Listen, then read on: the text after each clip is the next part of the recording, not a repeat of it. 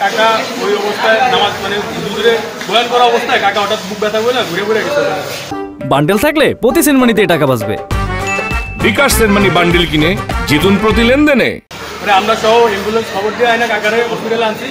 হসপিটালে আনার পরে ঢোকার সময় ডাক্তার যিনি কর্মরত ডাক্তার ছিলেন উনি হচ্ছে কত বড় ডাক্তার উনি হচ্ছে বের হয়ে গেছে আমাদের দেখার মানে উনি আমরা দেখছে যে আমরা রুগী নিয়ে যাইতেছি। তো ওখানে যাওয়ার পরে ওখানে কোনো হচ্ছে ট্রিটমেন্ট দিচ্ছে না। কাকার এই অবস্থা দেখে পরে হচ্ছে একজন ওই ছিল ব্রাদার হাফিজ ব্রাদার মনে হয় উনি রাকিব ব্রাদার উনি হচ্ছে আসছে আর কাকাকে অক্সিজেন লাগাইছে। তো অক্সিজেন লাগানোর পরে প্রাথমিক আর কোনো ট্রিটমেন্ট দেয় না। তো আমরা ভাবছিলাম যে কাকা হয়তো বা কিছুটা ইমপ্রুভ করলে নামাজ টামাজ পড়ে আসি ইমপ্রুভ করলে আমরা হয়তো এখানে ট্রিটমেন্ট দিবে না দিলে আমরা অন্য ব্যবস্থা করবো। নামাজ পড়ে আমরা ফরজ নামাজ পড়ে আমরা আসছি। ফরজ নামাজ পড়ে আমরা আসার পর কাকার কাছে দাঁড়াইলাম। দাঁড়ানোর পরে হচ্ছে ডাক্তার এর মধ্যে প্রায় অনেক সময় অতিরিক্ত হয়েছে প্রায় মানে শূন্যতের টাইম পার হয়েও অনেক সময় হয়ে গেছে ডাক্তার আসতেছে না।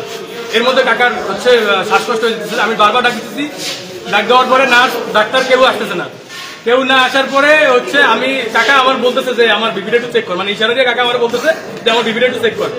তারপর আমরা নার্সের রাখলাম। নার্সের না আসার কারণে নার্সের আমরা ধরে নিয়ে আসলাম। নার্স এসে বিপি চেক করলো 190/160/90। ডাক্তার কাকা ওই অবস্থা কাকা যখন হেঁকে দিতেছিল জিজ্ঞেস করলাম যে ভাই কোনো সমস্যা ওরা বলতেছে না কোনো সমস্যা না। তারপরে হচ্ছে ডাক্তারে ওই হাফিজ ব্রাদার নামে একজন লোক উনি গিয়ে ওখান থেকে ধরে নিয়ে আসছে মানে এক লোক ধরে নিয়ে আসছে আর কি। ডাক্তার আসতে চায়নি উনি নিয়ে আগে নিয়ে আসছে। ডাক্তার আসার পরে কাকার পালস চেক করলো করলো পরে বললো যে কি যেন একটা মানে হচ্ছে কোমাই টাইপ বা কি টাইপ এটা চলে যাবে। ডাক্তার বললো যে এই রুগীকে আনতে পারবো তো একটা ইঞ্জেকশন দাও। আইসা একটা ইঞ্জেকশন দিল। ইঞ্জেকশন দেওয়ার পরে 3-4টা সিপিআর দিল। সিপিআর দেওয়ার পরে ডাক্তার পালস চেক করলো। চেক করার পরে চোখ চেক করলো। চেক করার পরে ডাক্তার এখান থেকে কিছু না বলে চলে গেলো। তারপরে শুনতেছি যে ডাক্তার ডিসিশন দিল ডাক্তার কাকা মৃত্যু। তারপরে ডাক্তার হচ্ছে আমাদের হচ্ছে দিল স্লিপ দিল যে আমার কাকারে হসপিটালে আনার আগেই কাকা ডেট। আচ্ছা কর্মরত ডাক্তারের নাম কি জানেন? মোহাম্মদ নাইমুল হাসান। সে কিন্তু ডাক্তার আসার পর সে লিখছে কি বাসায় রুগী মারা গেছে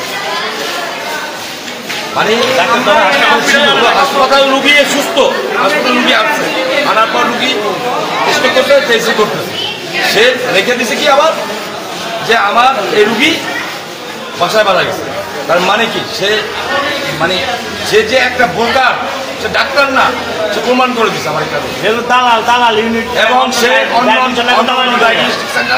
দালালি করতে গিয়া এই হাসপাতাল ডিউটি করে বারবার তাকে ডিউটি করতে দেয় শুধু এই ডায়াগনস্টিক ইয়া করার জন্য। ডাক্তার নাইমুল ইসলাম ও প্রত্যেকটা ডায়াগনস্টিক সেন্টার থেকে ও ভালো কিন্তু এই সমস্ত ডাক্তার ভালো না যারা রোগীর কোনো সাইকেল নেয় না এই কথা বলছেন। আপনি এখানে আসছেন কেন? আমার ছেলে ভর্তি হসপিটালে। ও আচ্ছা বাসা কোথায় আপনার? আমার বাসা দক্ষিণ বালিয়া। সদর হাসপাতালের রোগীর চাপ সবসময় বেশি থাকে জেলা হাসপাতালের। তো আমাদের এখানে ডাক্তারের স্বল্পতা হচ্ছে যে ডাক্তাররা ডিউটি করতে যায় আপনারা জানেন এক একজন ডাক্তারকে ডাবল ডিউটিও করতে হয়। তো সারাদিনে অনেক রুগী আসে 300-400 রুগী এগুলো দেখেও ডাক্তারদের চাপের মুখে মাঝে মাঝে কিছু এমার্জেন্সি রুগী আসে। তেমনই একটা এমার্জেন্সি রুগী লোকাল রুগী এসেছে স্ট্রোক নিয়ে 12:30টার পরে। তো ওই সময় নামাজের টাইম হয়ে যাওয়াতে ডাক্তার সাহেব এমার্জেন্সি ম্যানেজমেন্ট দিতে বলে উনি বলছিলাম নামাজটা পড়ে আসি তোমরা এটা দিতে পিসিজি এবং ইঞ্জেকশন দিতে বলে। তো উনি নামাজ পড়ে আসতে আসতে রুগীটা মারা যায়। নামাজ পড়ে আসতে আসতে রুগীটা মারা যায় তখন জনগণের মধ্যে একটা তীব্র ক্ষোভ হয় যে ডাক্তারের অবহেলার কারণে রুগীটা মারা গিয়েছে। আসলে একটা এমার্জেন্সি রুগী আসলে ডাক্তার রুগী মারা যেতে পারে এলাকার লোকজনের এটা নিয়ে কোনো ক্ষোভ নেই মারা যেতেই পারে কিন্তু ডাক্তারের অবহেলা হয়েছে এটাই তাদের কমপ্লেন। তো আমি শুনলাম আইনের লোকাল ওসিও এসেছিলেন আমরা সবার সাথে কথা শুনেছি।